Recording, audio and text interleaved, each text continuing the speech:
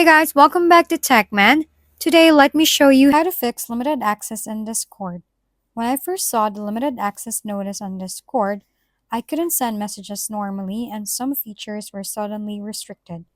If you're experiencing the same thing, the quickest way to deal with is it by submitting an appeal to Discord support team.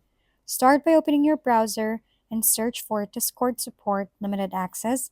From the results, open the help page that explains the limited access issue, then scroll down until you see the option to submit a request.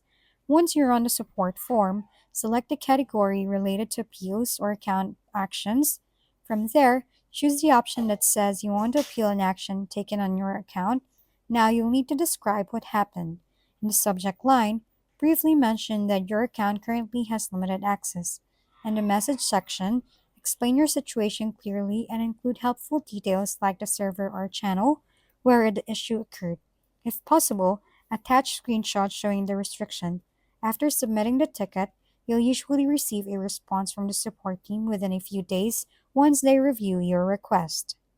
If we've been helpful, kindly give us a thumbs up and don't forget to hit the subscribe and bell button for more contents. For any questions and suggestions, comment down below.